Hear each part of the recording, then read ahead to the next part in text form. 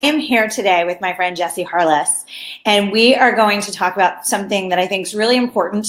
We're 2 weeks into the new year, a little bit more than 2 weeks into the new year, and this is where people start to dwindle at their consistency towards achieving their goals and start to struggle, and they don't maybe feel as motivated as they did on January 1st. So we're going to talk about accountability today and share with you some tips that you can utilize immediately that will help you get through the rest of 2018 with all of your goals. And then hopefully we can inspire you to even make more goals through this conversation. But before we dive into those tips, I would love to introduce Jessie to all of you because he has such an incredible story. And it's one of resiliency, it's one of awakening, and it's one that will inspire other people to take action and have belief that no matter where they are, they can always get to where they want to go. And no matter where you are, it just takes belief, consistent action to get there. So with that, Jessie, can you tell everybody a little bit about your backstory so they understand how you got to where you are today to be giving some advice about accountability? Yeah, definitely. Thank you, Jen. My story starts with addiction. I've battled with different addictions throughout my life, and then at around 19, I fell into some harder addiction, harder drugs, and that led to eventually me getting into prescription drug abuse, and that led to me being arrested at a post office and going through some hard times. I ended up getting some federal felonies as a result of my addiction to opiates and painkillers. And, as a result of that, it actually changed my life because I was trying to manage my life on my own. And unfortunately, with the way that I was operating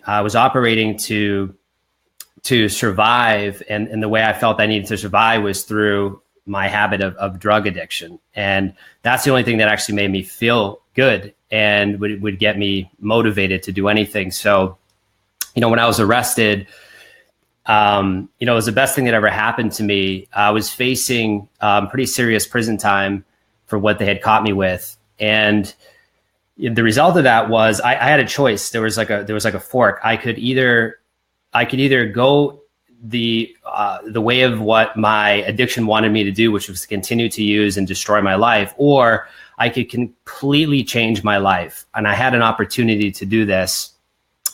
And, when I was in the courtroom, when I was arraigned, it was December 22nd, 2005, I was arraigned in Concord Federal Court. Walking into the courtroom and you're handcuffed at your wrists and at your ankles. And you walk in, and I look to the right, and I see my mom, and I see my brother, and I see my sister-in-law bawling their eyes out. These are the people I cared about. These are the only people I had left in my life. And, just that memory stuck.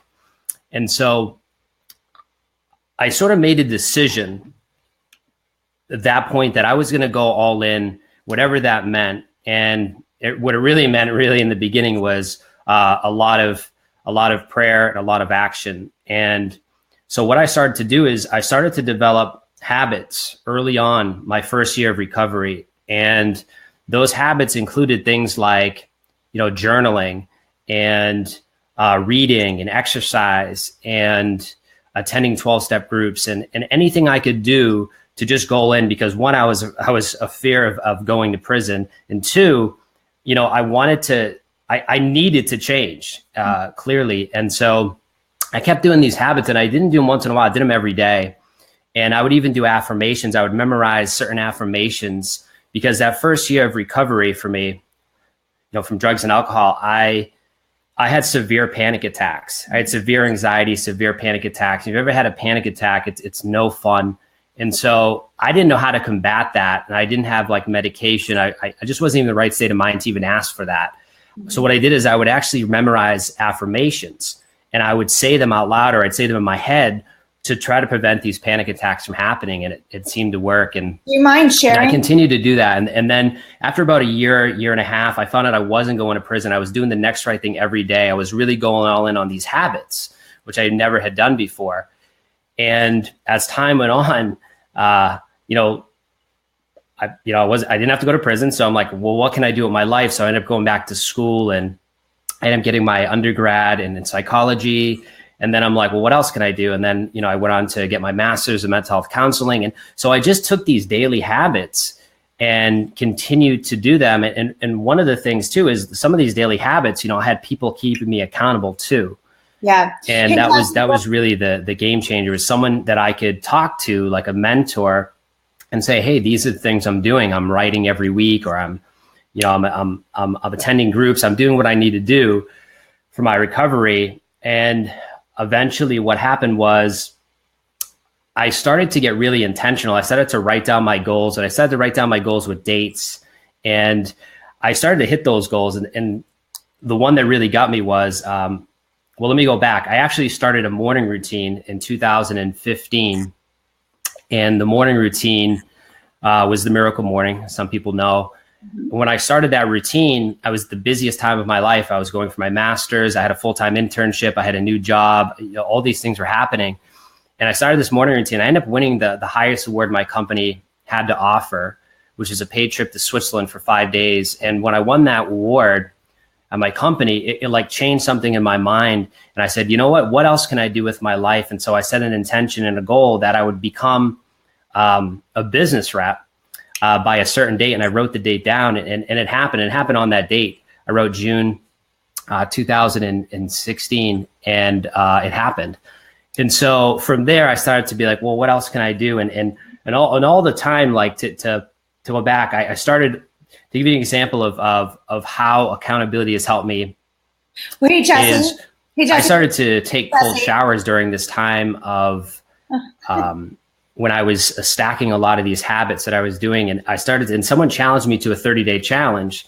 And after the 30-day challenge of the cold showers, I decided to keep going. But the reason I even got through the 30 days, I'm like, I'll never take cold shower. That's ridiculous. It's December. We're in New Hampshire. It's freezing. It's not going to happen. But at that time, my roommate, he ran upstairs, took the cold shower. I couldn't believe that he took that massive action. But I had someone keep me accountable for those 30 days. And once that finished, I kept doing them. I still do them today. I still do the cold showers today. It's been about 2.5 years straight.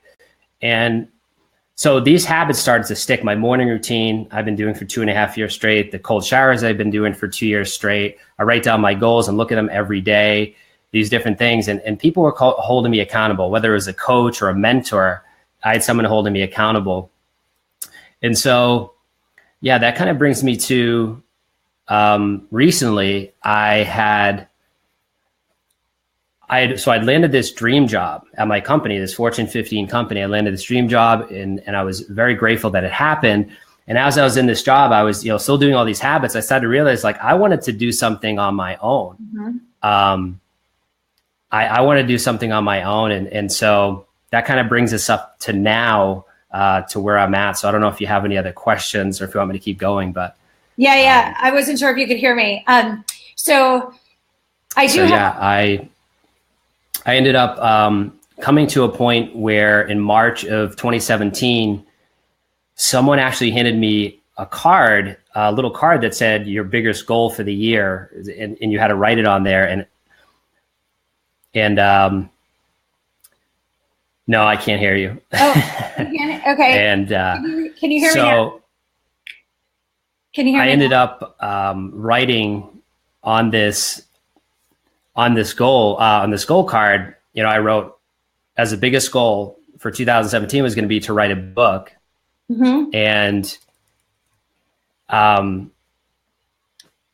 my volume is all the way up, Jen. Yeah. So I keep asking you questions and you can't hear me. Can everyone else hear me? Can you guys hear me? I know. I just had some questions for Jesse, and he can't. So I ended up writing on this goal card. I wrote, write one book in 2017. And then I said, well, that's not big enough. How about I write 2 books in 2017?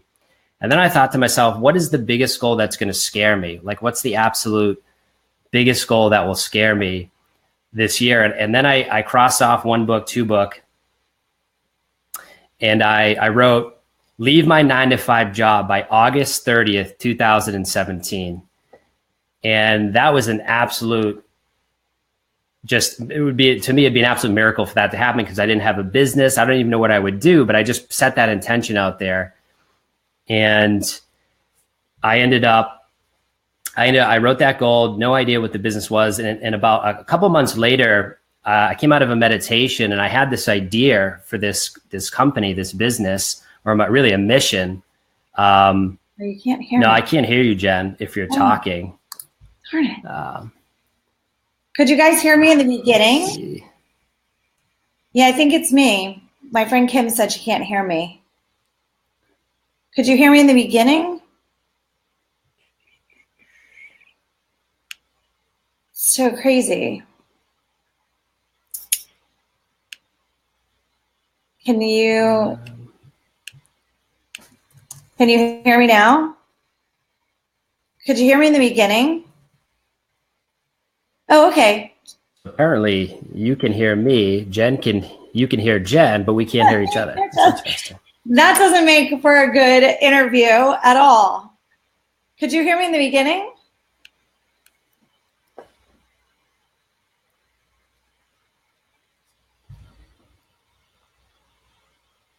Oh no. Definitely doesn't make, okay, they can hear me now. Can you still not hear me, Jesse? Just the beginning. Huh, that's so crazy. You know, I think we need to restart. I think we're going to need to stop it and start it, because I want people to hear this advice, and it doesn't work if we can't talk to each other. So you guys can't hear me? Yeah, no, she's saying that we can't hear each other. I'm going to have to close out. Oh, you can hear me? Yeah, I can hear you. You just can't hear me. This makes for a bad interview. I'm going to close out and start over so that everyone can hear. You can't hear me. Okay. It's interesting. So that, all right, everyone, we're going to turn off and come right back. Okay.